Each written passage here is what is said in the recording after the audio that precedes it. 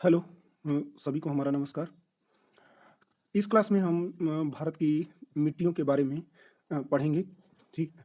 तो जैसा कि हम सभी लोग जानते हैं कि भारत में विभिन्न प्रकार की मिट्टियाँ पाई जाती हैं, जिसमें से मुख्यतः कुल 8 मिट्टियों के बारे में हम पढ़ेंगे, जो कि भारत में पाई जाने वाली मिट्टियाँ हैं। ठीक है। तो सबसे पहले तो ये जान लीजिए कि जो मिट्टी है वह एक प्राकृतिक संसाधन है। ठीक है। उसको क्या कहते हैं, एक प्राकृतिक संसाधन के रूप में जाना जाता है। इंग्लिश में इसको सॉइल कहा जाता है। ठीक है। ये एक लैटिन भाषा सोलम से इसकी उत्पत्ति हुई है। ठीक है। जो मिट्टी है वो सोल लैटिन भाषा के सोलम से बना हुआ है। सोलम से सॉइल बना है, और सॉइल को ही हम हिंदी में क्या कहते हैं, मिट्टी कहते हैं, जिसका सोलम का अर्थ होता है फर्श। ठीक है। तो जो मृदा है वह किन चीज़ों से मिलकर बना होता है, जैसे मिट्टी हो गया, जो जीवाश्म होते हैं, वनस्पतियाँ होती हैं, जो खरपतवार होते हैं, इन सब के सड़ने से ही मृदा का निर्माण होता है। और मृदा का निर्माण होना एक एक चक्रीय प्रक्रम है। जैसे ठीक है, तो जैसे कोई चीज़ होता है, उसका धीरे धीरे धीरे धीरे विघटन होता है। तो विघटन होने के बाद वो सड़ जाता है, सड़ने के बाद धीरे धीरे क्या बन जाता है, वह मिट्टी बन जाता है। ठीक है।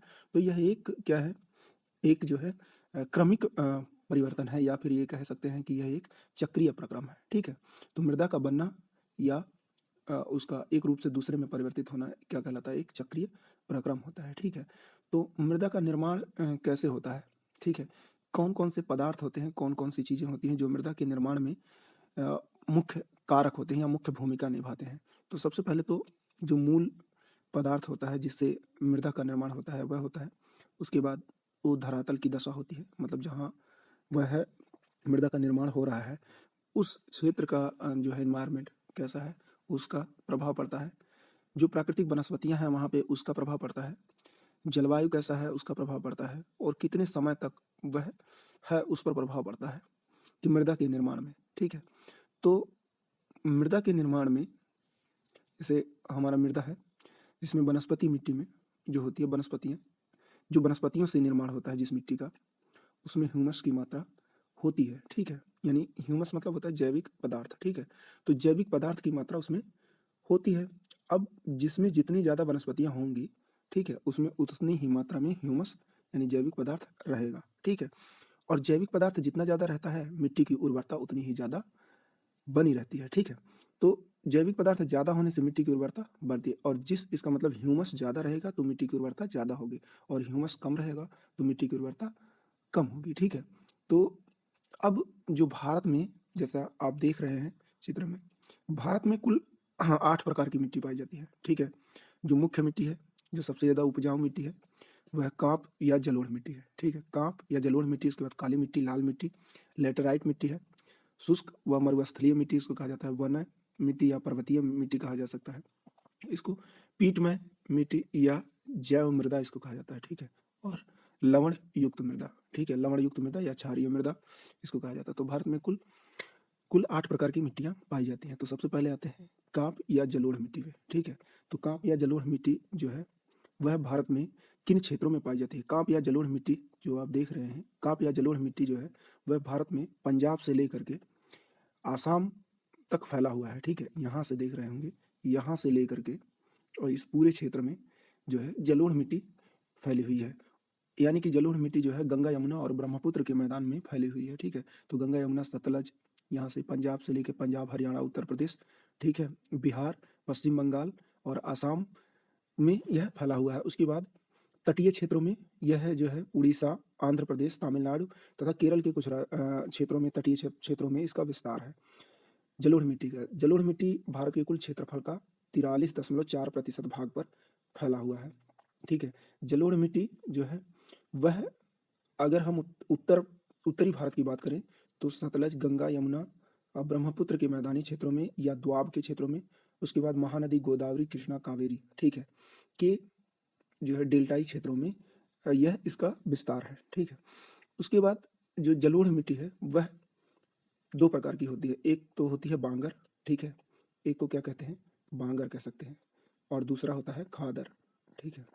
दूसरा क्या होता है, खादर। तो बांगर क्या होता है, बांगर और खादर में इतना सा अंतर समझ लीजिए कि जहाँ पे बाढ़ का पानी प्रतिवर्ष पहुँचता रहता है उस जलोढ़ मिट्टी को खादर कहते हैं, और जहाँ बाढ़ का पानी प्रतिवर्ष नहीं पहुँच पाता है, कभी कभार पहुँचता है, उस प्रकार की मिट्टी को खादर कहा जाता है। ठीक है, तो बाढ़ का पानी या जलोढ़ बाढ़ का पानी जिस क्षेत्र में पहुंचेगा वहाँ खादर मिट्टी होगी, तो खादर मिट्टी जो है वह अधिक उपजाऊ हो जाएगी। ठीक है, क्योंकि वहाँ बाढ़ का पानी आता है तो नई मृदा आ जाती है। ठीक है, और उसकी उर्वरता बढ़ जाती है। ठीक है, तो इसमें फसल उत्पादन के लिए कम उर्वरक की जरूरत पड़ती है। यहाँ बाढ़ का पानी कम पहुँच पाता है बांगर में, तो यह मिट्टी कम उपजाऊ होती है और इसमें फसल उत्पादन के लिए अधिक उर्वरक की आवश्यकता होती है। ठीक है, उसके बाद जो जलोढ़ मिट्टी होती है उसमें किस चीज़ की मात्रा अधिक होती है? इसमें पोटास, फास्फोरस, चूना और कार्बनिक तत्वों की मात्रा अधिक होती है। ठीक है, कम क्या होता है? नाइट्रोजन की मात्रा और ह्यूमस की मात्रा। ठीक है, इसमें नाइट्रोजन और ह्यूमस की मात्रा कम होती है। ठीक है, उसके बाद जलोढ़ जो मृदा होती है उसमें फसल जो होता है धान धान गन्ना, गेहूं, दलहन और तिलहन। ठीक है, ये फसलें इसमें उपयुक्त मात्रा में पैदा की जाती हैं। ठीक है, इसके बाद हम आते हैं काली मिट्टी पे। ठीक है, इसके बाद है काली मिट्टी। देखो काली मिट्टी ऐसा है कि काली मिट्टी का निर्माण ज्वालामुखी विस्फोट से होता है। ठीक है, तो ज्वालामुखी विस्फोट से जो लावा निकलता है उस लावा से बेसाल्ट चट्टानें बनती हैं। ठीक है, अग्नि चट्टान, बेसाल्ट चट्टान बनती है और उन्हीं चट्टानों का जब अपक्षय होता है, अपरदन होता है, ठीक है, समय के साथ, तो वही मिट्टी जो है क्या कहलाती है?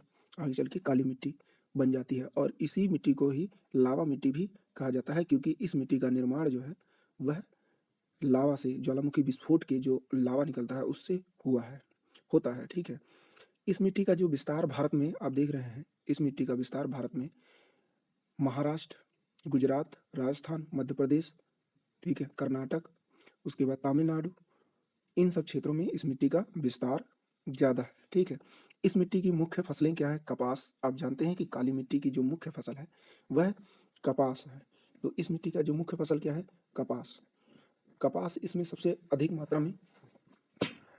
में पाया जाता है। ठीक है, या कपास की खेती सबसे ज़्यादा अधिक मात्रा में इसमें होती है। ठीक है, इस मिट्टी के जो मुख्य तत्व इसमें पाए जाते हैं उसमें, क्योंकि इसका कलर जो है ब्लैक है, ठीक है, काला काला होता है, इसलिए इसमें मैग्नीशियम, लोहा, इसकी मात्रा तो रहनी ही रहनी है, ऊपर से चूना, एल्युमिनियम और कैल्शियम की मात्रा प्रचुर मात्रा में होती है। ठीक है, ज़्यादा मात्रा में होती है, जबकि नाइट्रोजन, पोटास, फास्फोरस और कार्बनिक तत्व जो होते हैं ये भी रहते हैं लेकिन इनकी मात्रा कम होती है। ठीक है, इसका रंग काला क्यों होता है? क्योंकि इसमें जो है ह्यूमस की मात्रा और टिटैनिफेरस मैग्नेटाइट की मात्रा की उपस्थिति के कारण इसका रंग काला होता है। इस मिट्टी को, काली मिट्टी को रेंगुर मिट्टी भी कहा जाता है। तो कभी अगर आता है कि रेंगुर मिट्टी की मुख्य फसल क्या है, तो रेंगुर मिट्टी की मुख्य फसल है कपास। ठीक है, अब चूंकि जब यह मिट्टी क्या होता है कि जब ये गीली हो जाती है तो चिपचिपी हो जाती है और जैसे ही यह मिट्टी सूखती है तो इसमें दरारें पड़ जाती हैं। ठीक है, तो कभी कभी इस मिट्टी को स्वतः जुताई वाली मिट्टी भी कहा जाता है। इस मिट्टी में जो मुख्य फसल है वह कपास है, लेकिन इसके अलावा भी मोटे अनाज, तिलहन, सूरजमुखी, अंडी, सब्जियां, खट्टे फल आदि इसमें जो है उगाई जाती हैं। ठीक है, और इसका सबसे ज़्यादा विस्तार जो आप देख रहे हैं वह महाराष्ट्र में है, उसके बाद कर्नाटक में है। ठीक है, यानी कि यह मिट्टी जो है सबसे ज़्यादा दक्कन ट्राइब में पाई जाती है। और अगर हम जो है भारत के भूभाग के प्रतिशतता की दृष्टि से देखें तो इसका विस्तार 15.2%। ठीक है, 15.2% भूभाग पर इसका विस्तार है। ठीक है, तो धन्यवाद। सभी लोगों से अनुरोध है कि वीडियो को लाइक और सब्सक्राइब करें तथा शेयर करें। ठीक है, धन्यवाद।